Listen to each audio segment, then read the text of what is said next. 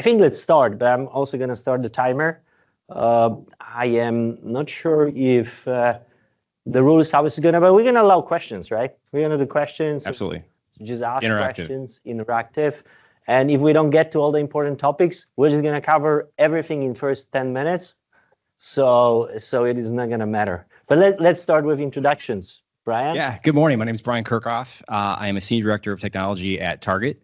I've been there for 14 years. I have worked with SAP, though as a software package. I'm starting my 30th year with SAP. Spent 12 years with Andersen Consulting and Accenture before coming to Target. I grew up here in the Twin Cities, but traveled all around when I was with Accenture, and always felt like I was at home if I was in a town with a client that either had a Target location or a Best Buy. So to be here at Best Buy kind of comes full circle for me. I forgot, man. Are you guys competitors? Kind of. Right? Yeah. But these are all Midwest, Minneapolis. Absolutely. Like it's more like a family, I guess. All right. Thanks. Michal Harezlak. I lead the business transformation and architecture team at SAP, responsible for Midwest. I was trying to do my standard joke with Kyle, and I said I live in the lesser known part of Midwest, Colorado, and he was like, "Yeah, okay."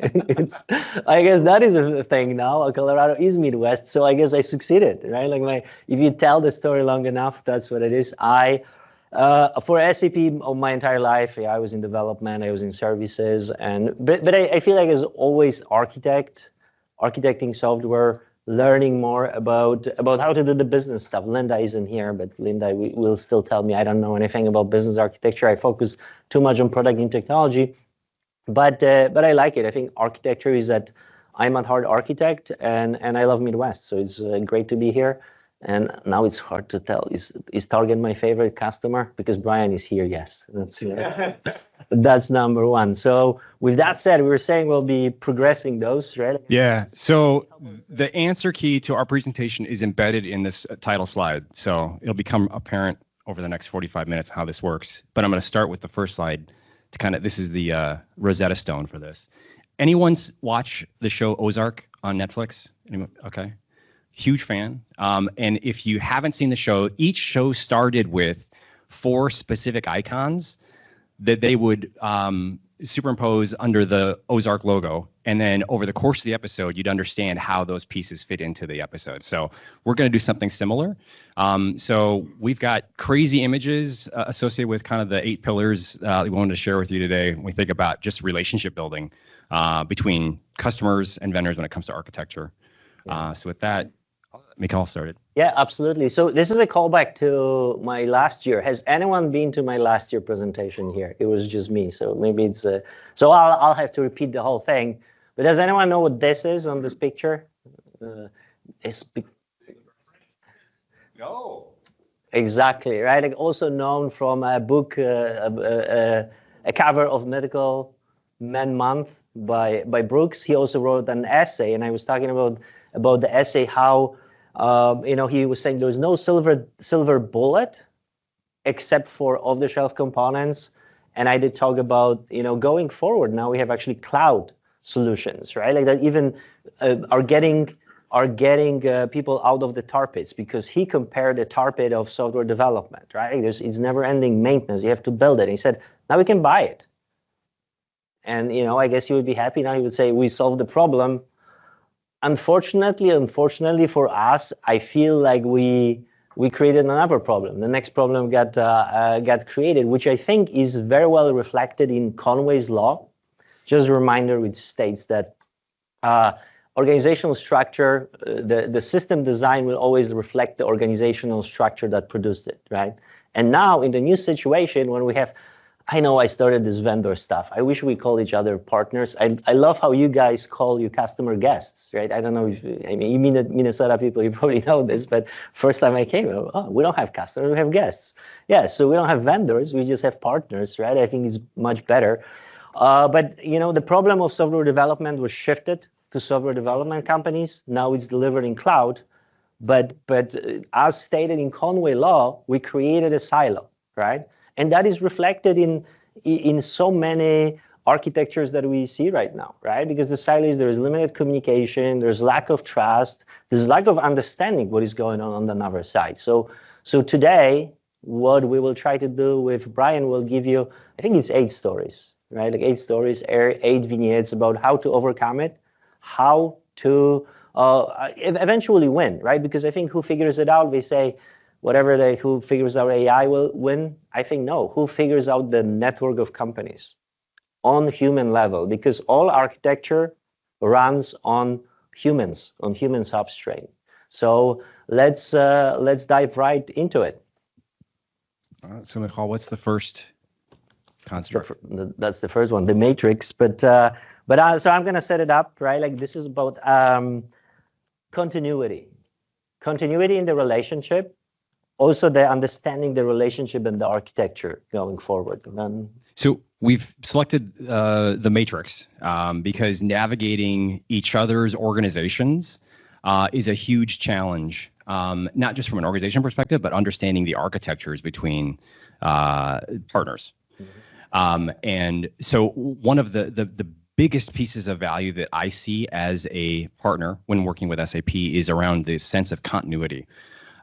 We spent years having SAP resources come in, listen. We'd spend a day at the start of every workshop just going over, here's what Target's vision is for microservices architecture, and here's the challenges that we've got with being able to get data out of SAP and out of what is primarily a finance domain and into the rest of the enterprise so they can consume that.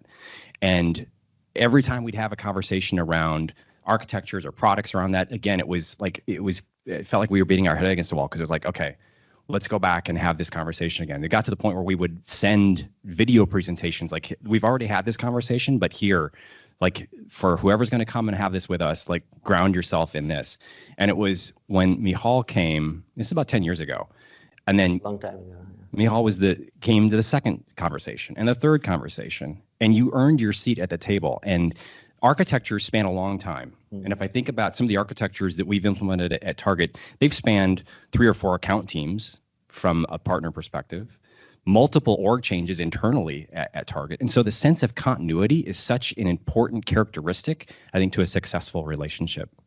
Absolutely. And if I can add to this, it obviously works both ways. And there's a lot of, this is not just about SAP, it's a lot of software partners that you have on the other side, right? Like the sales relationship, they often rotate after a year, 2 years, right? Like since we started working together, I remember 5 great people concentrated in commercial relationship, right? Like, so they remember the Conway's Law modularization. Yeah, you have 2 separate organizations trying to deploy one common product, one common architecture. And I think it was also, I think I've learned a lot from this because you did bring up, yeah, our architecture is different, right? Like our strategy is build first. It's also around microservices. And from SAP perspective, we would come in and we'll say, wow, you're doing everything wrong because this is the architecture you should be following, fully integrated. And I think it changed the mindset of myself and also being able to prepare every account team and explain to them, hey, this is the strategies. Obviously, we're not going to change at SAP in order to just, now we just only sell you microservice. You only get accounts receivable. But we are able to understand the language and talk the same language. The other thing is it took an investment on your part to provide that continuity, but also took an investment on our side. Yeah. But you earned your seat at the table, and such that I would have conversations with other senior leaders at Target when we were coming up with other decisions and say, Michal had mentioned this, and like it turned a green light on for a lot of those subsequent conversations because of that. Yeah, absolutely. So it's just to summarize this slide, right? Like we're talking about, it's continuity. So making the investment, staying around, right? Like moving it forward and remembering that's also on both sides of those organizations. You need to be the advocate, right? Because I think Brian did the same thing with Brandon when you guys need to bring in our strategy, what we were thinking, and also some of the ideas we sip across, and you have to be advocates. It's just both ways, right? Yeah, having someone that you know is going to be your advocate when you're not in the room is such an important part of that relationship on both sides. Like having someone that can go into an SAP internal conversation that I trust and have confidence on, that they're going to articulate or at least advocate for a target specific position or point of view, or where we need assistance or escalation. And the same way is on the reverse side. There are conversations where I'll go into a room full of target folks, and I'm branded like the SAP guy, right? Like, you're so biased, you're SAP lover, right? Yeah, but I think, the advice or whatever from this story is really, it's not so much about, oh, there is an architect from SAP. No, there is Michal, or there is an architect there's Brian that and Brian has the information, you have the relationship, and you earn the trust, right? Like, so that's the first story. Let's move forward, and this one is about creating win-win and understanding how they influence the other side. So the picture here this is a product called Legendary Pastries, and they just started showing up on store shelves here in the Twin Cities in the last 2 weeks. Available at Target? Yes, available at Target. You'll see them on an end cap.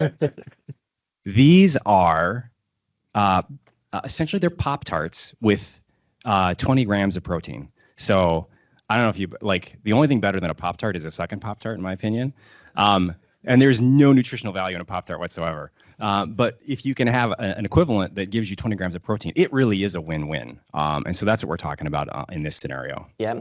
So I have a story here. This was working, probably I came to US into the best country ever in 2007, 2008 maybe. And my first big architecture gig was with a large wholesaler in medical and pharma space. And I learned the story later on, what was happening, right? So I'm just going to tell you what was happening. They were looking at the supply chain, putting it on SAP, right? And this industry does a lot of things in a very specific way, but in supply chain substitutions and allocations was a very big deal, right? And what happened in the silo, we look at this and we say, well, not a match, we're not going to do it, right? On SAP side, we just told, well, there's nothing we can do about this. We're just not being selected, right? But there was a huge investment already made in SAP. The systems were there, so the loss on both sides would be huge, right? Just to make this decision to go both sides. But because we have the relationship named on both sides, we're able to understand what was missing, and then we also had an understanding what is going on our side, right? Because the sales team, account team, they first of all don't understand the architecture so well unless they have the architect with them, but still there's no continuity, right? Like, so, and they're focusing on that. Because we're able to understand the requirement, build the case on, this is not just for this one vendor, there's an entire industry of wholesale distribution for medical and pharma. So there is win on SAP side because we get to build a differentiating capability that we wouldn't normally do, because some behaviors are, oh, well, I'm buying the software, hence I demand that you implement this functionality. That will never work, right? Because the economies of scale of software off the shelves are relying of that you can resell it. You create unlimited inventory, not just one-off tar pit of development, right? Like, so just because we're able to understand this is for entire industry, this created the win-win situation. The legendary cookie, is that what it's called? Legendary pastry. Legendary pastry for on both sides. On the customer side, they got out of the tar pit of software development, maintaining the extension, because my point of last year presentation was about this is a couple of orders more expensive to develop software than to acquire software, right? So every time you get to shift it to your partner, which can use synergies of scale, you're just saving a lot of money, right? Like, so that was a win on the customer side, and on SAP side, we got to extend our differentiation and build a capability for this particular industry. So that's an example of a win-win. And also, I wanted to give you a couple of examples how to do this, right? Because it may be, and almost the previous story, Brian, is this prerequisite, because you're not gonna understand, you're not gonna know anything on both sides unless you have this relationship, right? You will have the silo from SAP perspective, Conway Law. Oh, this is how we designed it. Here it is. Use it. And from customer side, well, we designed it completely different way. So I'm just gonna rewrite another module on top of what you did. A lot of energy lost, lots of money lost, and that could have been overcome by the attitude of win-win, and by the it's Brian, it's not some architect on the other side. I also think about at Target, we use SAP's Analytic Cloud planning tool for support of our FP&A organization. And we were looking at procuring that We wanted to see, like, we were interested in the tool set, but there were gaps in it, and we were trying to figure out, like, what is it that we could provide to SAP that would be of value in that relationship? And part of it was we were one of the first US retailers to use that planning tool. And so we advocated to become kind of a test customer when it came to the weekly planning dimension in that tool.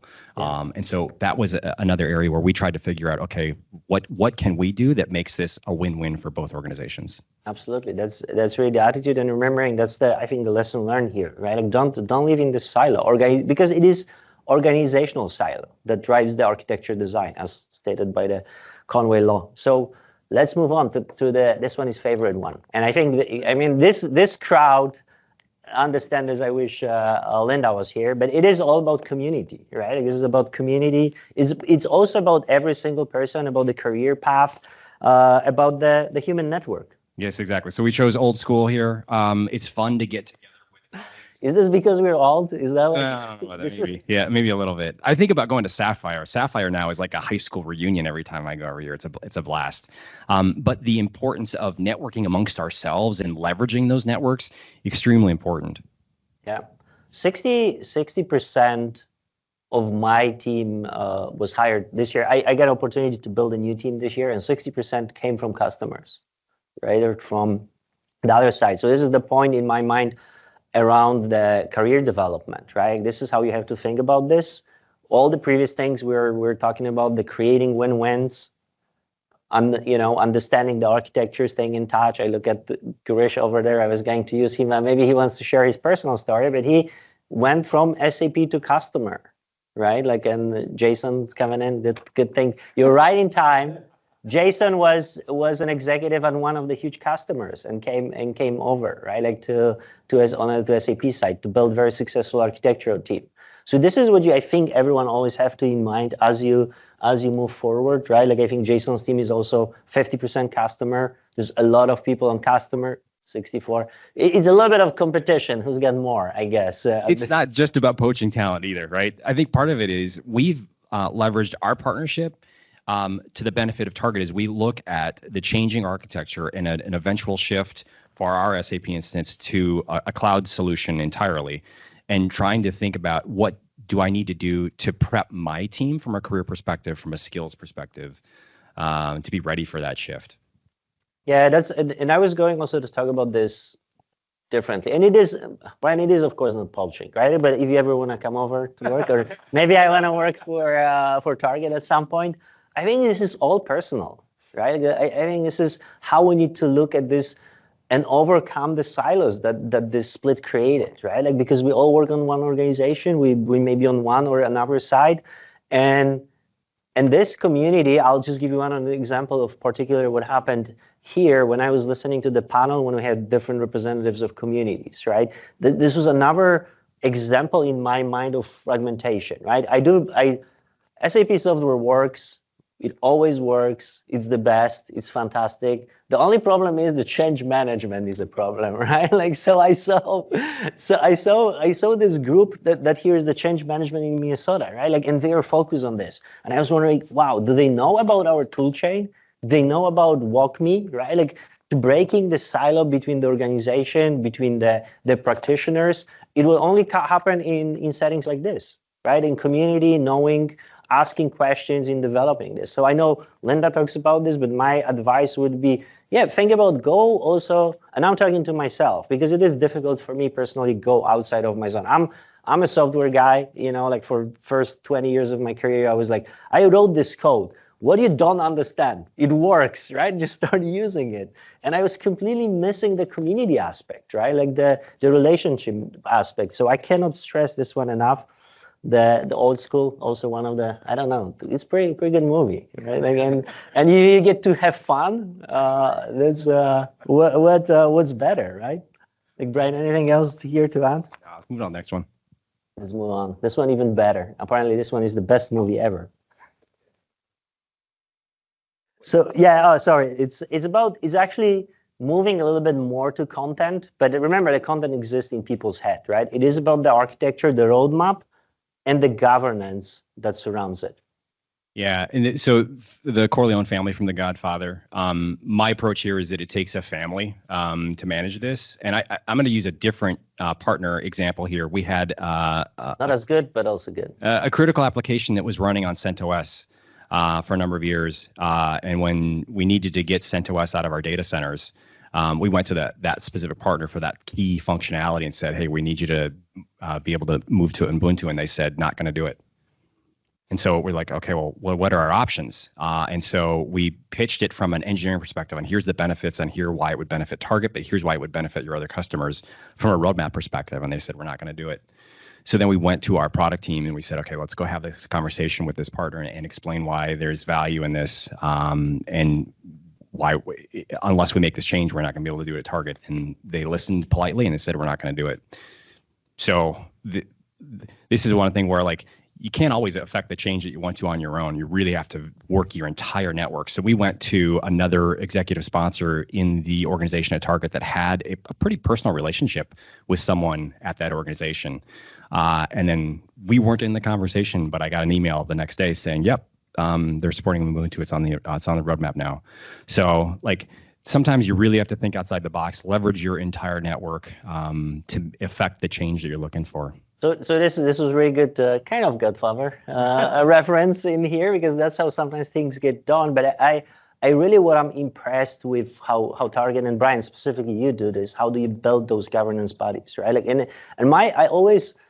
I do wonder, and this is again building relationship, but you should have it with every major partner, right? Like, or you should have all of them in the same governance structure. Understand what was the common joint plan, joint architecture, joint roadmap that you had, right? Like, you need to understand the kind of the family and structure inside each of the organization, because it doesn't matter how much I want, keep something on-prem from Brian, I won't be able to do it unless there is a alignment of next level and you will be able to execute it. So I don't know if you want to talk a little bit how you set it up. We've got a quarterly framework where we meet with senior leaders from our SAP account team, and then we've got representatives at Target on the in the engineering space, and our product space, and in our business space. And it's an opportunity for us to review what are the priorities on the Target side. Where do we need help? Where are we having challenges? And it's more than just a status report. It's really about, here are the objectives that we're trying to achieve and where we need assistance or focus in order to achieve those objectives. Yeah.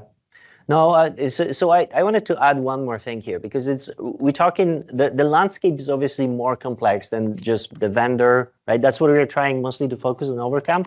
But in here, and I've mentioned a couple of ideas how I know you can influence what's happening on your partner side, right? Like, how do you go over this? But there's another dimension of industry, right? And there's examples around retail, there's examples around another maybe healthcare supply chain.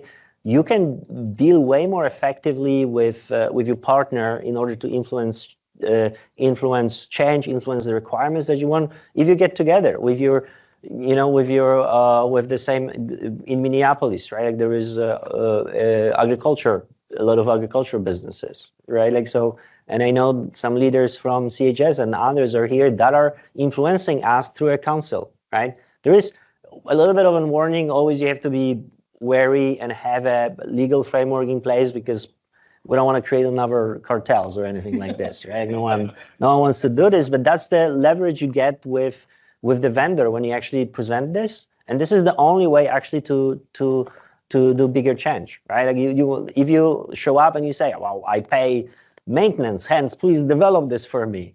Like, people will tell you a lot of nice things, but this will never happen. Yeah, the other thing is it's very clear that these all build on each other, right? So the investment that, I'll use Michal as an example again, the investment that he's made from a continuity perspective, and again, having earned a seat at the table, really helps when you want to articulate a point of view in those same forums as well, because you're a trusted partner in that space. Yeah, exactly. All right, so that was to remember to have the governance structure. Think about this intentionally. Because if something is wrong, it's too late, right? And we're not talking about this. Don't go against the family. Yeah, that's it. Let's go. Let's move on to the next one. All right, this one is, I had completely different take, and Brian set me straight here. That's how do you, I call this like, what are the different behaviors that you can have this, but it's really more about awards, right? Like how do you? So these are the acting award winners from last year's Academy Awards, and for me, this is around recognizing greatness. We've all seen the whole spectrum of how you work with partners or how you work with vendors. And so I think we want to emphasize the things that we found to be most successful in this space. And I've got two examples. One of which is from an engineer perspective, I think there's no greater sense of accomplishment and value that an engineer gets than understanding where they're making an impact in the organization. And that's true for our own team members at Target, but it's also important for our partners that are working shoulder to shoulder with us in the trenches. And so we created a partner award that we gave to a key resource from SAP who is part of our S4 transformation. And we shared that partner award when his leadership from SAP was there. And because we know the value of what he's doing, but it wasn't always available or visible to his own team members at SAP. And so to be able to articulate that in front of his peers made a huge impact. And I'll tell you, there's no better way for having someone to show up the next day and want to be in 150% than when they know that they're valued and making an impact. So that's one aspect. The other aspect is I've got a test that I call the Saturday Little League test. And this is, do you have a partner that's going to pick up the phone for you when you call them on a Saturday morning when they're at their kid's Little League game? And the example I've got is one of the biggest transitions from a retail perspective each year occurs on November 1st. That's when we basically clearance out all of our Halloween products, candy, costumes. It's time to get it. And you're ready for next year. And so this was several years ago, we were using an SAP tool set for price changes. And we were, it was the first year we were using it. We were having a really challenging time on getting the volume of price changes through the system in a timely fashion. And so I had to call Jerry, who was our partner at the time, and ask for help. And he picked up the phone right away.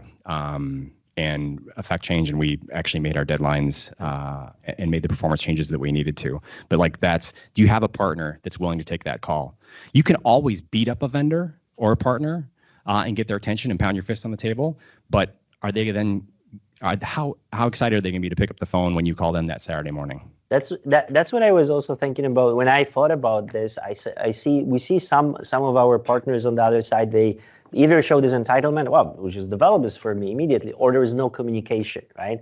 And this is a way, I feel, to overcome it and build more personal relationships, right? So remembering, we at SAP, we also have awards for customers, right? Like for innovation. I think Target won it a couple of times, innovation with I think SAC. You do internal awards for your partners, right? Like there's an entire show, and this is an awesome way to build relationship that I suspect business architects are way better at this than enterprise architects and software architects. So I'm talking, like, look at this. There's so many opportunities to recognize someone, right? Like create the next opportunity, create next win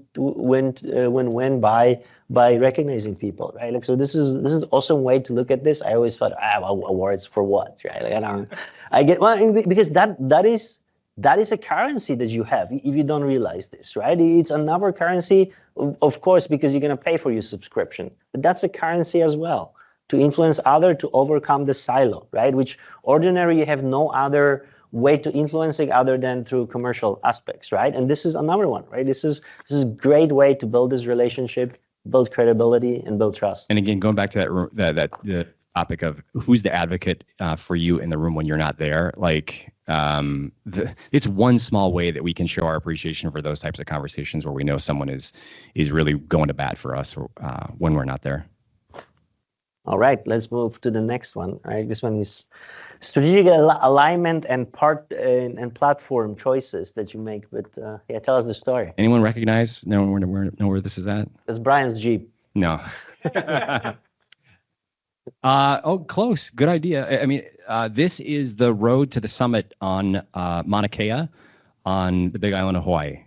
So it's one of the only areas in the world where you can go from sea level to 14,000 feet in an hour.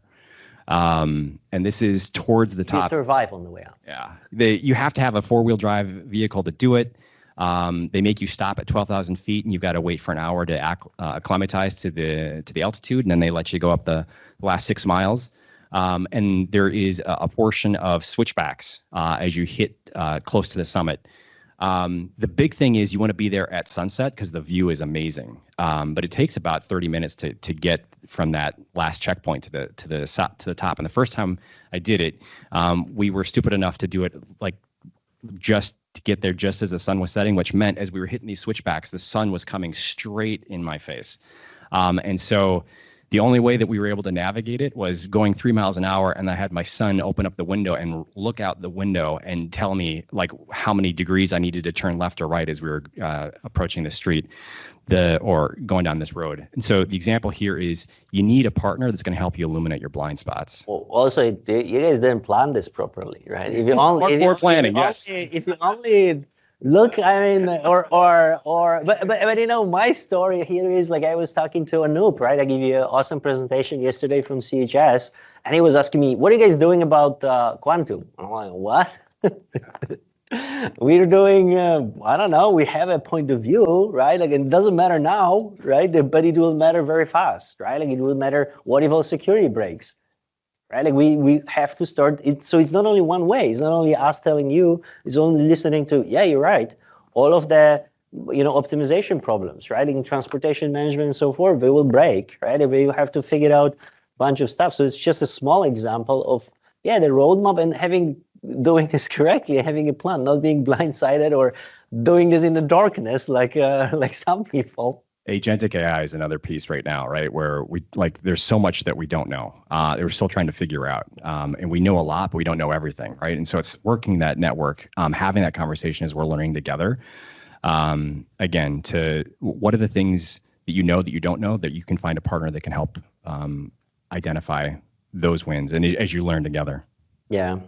So I was actually going to give another example, but this is all about the content, but it isn't possible without planning, right? It isn't possible without planning. If you look at some examples on making those decisions, right? Like there's another example. One customer was just purely driven by procurement, or architecture by procurement, saying, wow, what if we take 3 different vendors and we take finance from SAP, order to cash from Oracle, and we build this together, and what you think you're creating fantastic negotiation structure, but what is really happening, you're creating an architectural nightmare, right, that you are in charge of now, right? Like, and you're not leveraging everything that you're paying for, right? Because if you bought ERP from Oracle and from SAP, you bought the same capabilities and you're paying for two maintenances, and you think you're being a genius, right? Like that's not so much roadmap. This is more of the architecture perspective, right? That could happen there. Yeah. Anything to add here, Brian, or should we move to? Let's move on. Shared ownership, and I think it's kind of the same. Shared ownership of architecture. The bike story. Did anyone own one of these at one point in time in their lives? They are awesome. 3 boys. You want to kill yourself. And they are awesome once you know how to, once both you and your child know how to operate this, it's fantastic. But for the 6 weeks where they're learning how to balance, it is just literally dragging 60 pounds of dead weight. It's the best exercise you'll ever get. But what we've talked about, or what we want to talk about here really is the understanding of how to get the most out of the partnership. What are the things in those partnerships where you need to learn how to get the most out of that relationship on both sides. So in conversations with Mel, it's like how do we as Target need to show up to be best prepared to operate efficiently in this organization, and vice versa. Yeah, absolutely. And I have one example that also cuts across, I think, a lot of that we're talking about, but it is fundamentally around architecture. As the landscape has been changing with Brooks' story, he said commercial off the shelf is the first step, cloud software as a service is another step.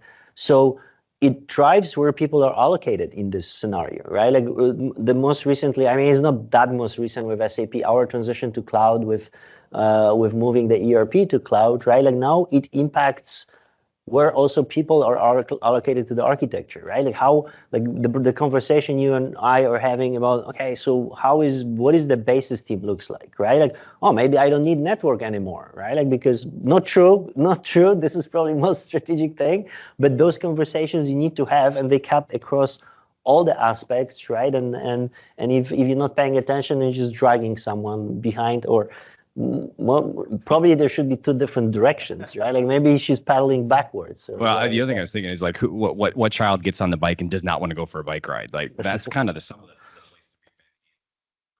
conversations around Rise, is that we've got elements of our business that are really comfortable with being on-prem, right? So it's educating them about like, here's the benefits, here's how we'll operate, and here's what we get out of it. Here's what the objectives we'll be able to achieve. Coco and I were just talking in the hallway around the unlock for AI capabilities that we'd be already licensed for, right? So it's those types of wins and educating ourselves on how we show up and be ready to get the most out of that. Absolutely. Let's roll to the last one.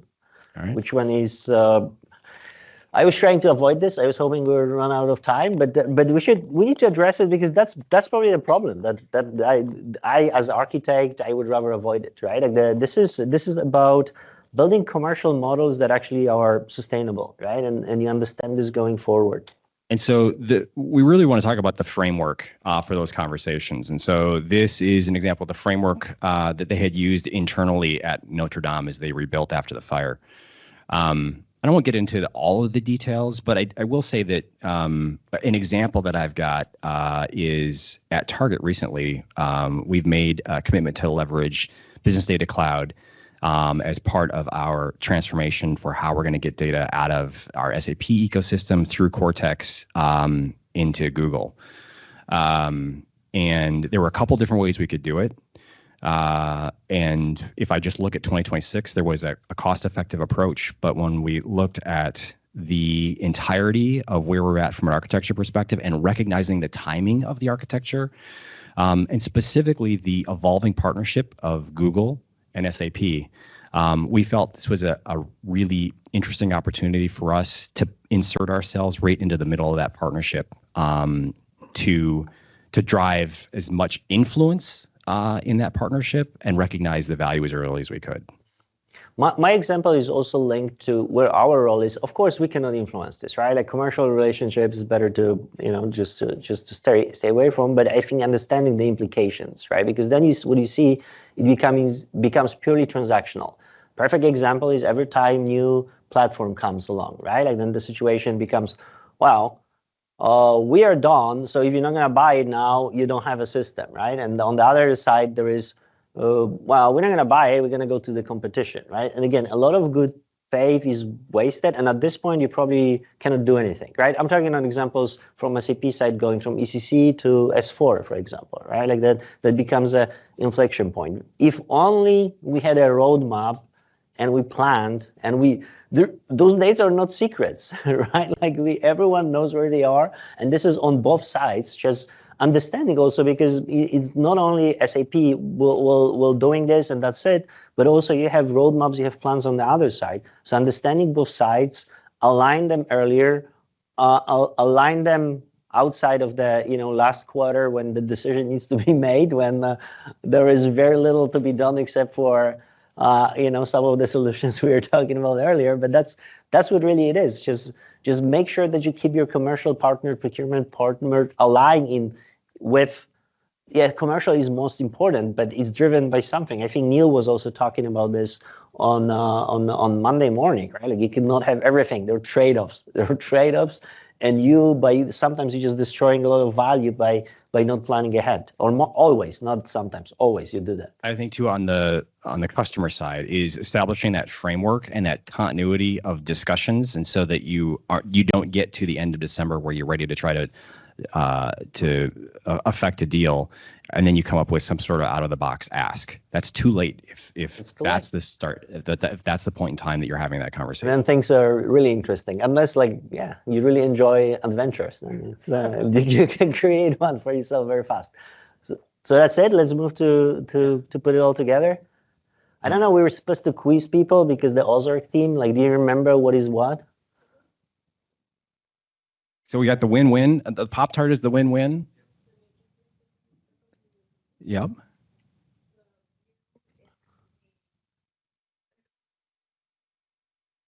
Perfect.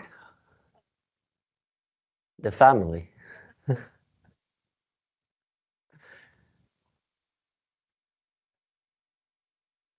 Yep.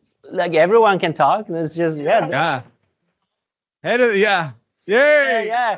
So we know if you want to do a group project, you know who.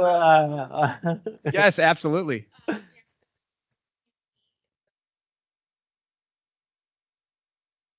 Old school. Old school. Yeah, that's probably number one. I wish we made it. Brian did all the slides, so those are the best. But that's what I said. Yeah, that's one like very commonly on. Yeah. That's how we build it. Yeah. Oh, this is really awesome. Okay, so we do have. I really like this. Like we tested this in production a little bit, but we are right there where we need faster in person. Where we need to be, and now we have still a little bit time for questions or comments. Rodrigo.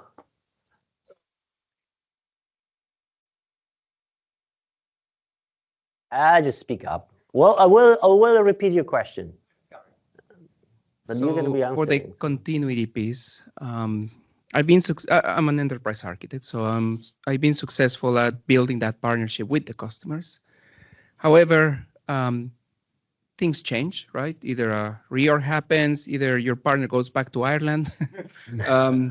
So then, how, from a customer point of view, can we, the partners, help to keep that continuity when you have a new person, right? Because all what you said, I agree, it becomes personal. So if the new person comes in, what can we do to actually help that? Yeah, great question. And I would say that we've had several occurrences of that, and we've had varying degrees of success with that. I think one thing is, my ask would be from a partner perspective is whatever you can do to have some sort of continuity internally, so there's some sort of knowledge transition, right? I think that's one thing. But the other thing I think is just to come to us and say, as a new partner, right, I'm taking so-and-so's place, or this is my new role, like, we're ready to make the investment if you're interested in that investment as well, right? So we've had sessions where as we've onboarded new partners in our space, we'll go through a day of like, hey, here's the history of the SAP footprint at Target, the good, bad, and the ugly with where we're at. But I think a partner that's coming forward and saying, hey, I'm willing to make the investment, I want to provide that source of continuity, like, we're all there to engage. Yeah. Yeah, and what I think, because these things will happen, right? People change jobs, but I think what is the nature, I want to go back how we started this, right? Like those two silos, we need to be aware of this, right? And start acting like there are people on the other side. Now, another sales rep, another architect, see you in 2 years, then no one will pay attention, right? Like, and this is also for leadership to understand this. This is how we need to set it up. And the flip side is there's a huge benefit for us as the other side of that partnership is like helping you understand how our organization works and all the quirks therein. Like, there's a big payoff for us in you being able to navigate those waters with us, and we want to help educate you to be prepared to do so. So, another question over here.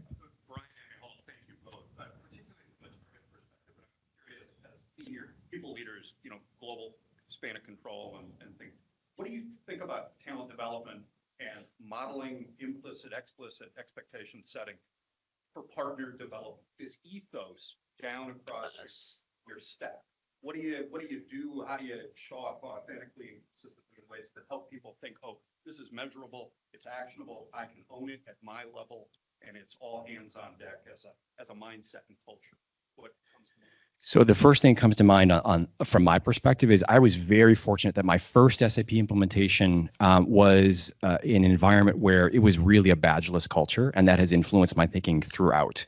And so there was a point in time at Target specifically where our contractors sat in one building and our team members sat in another building. And that was the most ineffective use of our time and energy.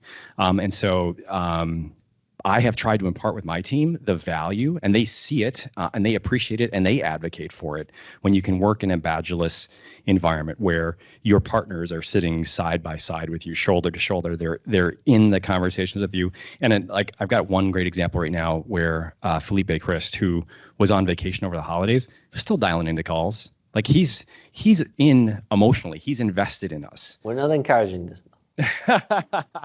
Work-life balance. No, but that's what it is, right? Like, you end up working for, and so to answer, maybe add some from my perspective, I think there are KPIs, right? Like what I was focusing on in many ways. What is your input KPI? How much time do you spend with customer, right? As we measuring this, as we report your time, how much time? Like, what is it, right? Like, oh, do you have a badge? Like, have you been there? Or like being intentional about creating those events and coming to those events, right? Again, and developing the personal layer. It's not some architect, it's Brian, right? Like, I know Brian, I know where Brian lives, so there's a bunch of stuff. If I had my, and you know, like we kind of have it, but I know some, let's say some companies, and I experienced this in Japan, they actually said, no, you're gonna just move here and live with us and be part of our organization, right? Like, if we could do this, that's more of a dream. We never done this, but with very large partners, just doing kind of exchange student programs. And I know we did this with Navy, right? Like we had like a fellow program, and they were part of the organization. So I think I do believe this is one. I know everyone is talking about the other intelligence, artificial intelligence, but emotional intelligence and the network of networks, as we are, I know it's being recorded, I'm going to say it anyway. I feel like we're running out of people, right? And the people will be more important, becoming more important and more focused, and how we build those relationships, how we create an environment that is for people will be the differentiation. I was talking with someone yesterday, right? Like, it will be more and more focused on the human resources, right? So. All right. We can, yeah, or. So, Brian, it was implied from a perspective of transforming or elevating a technology initiative to a business initiative in terms of your success. But out of curiosity, how was that achieved? What were the techniques you used? How did you leverage SAP to make sure it got the right level of business importance with different projects?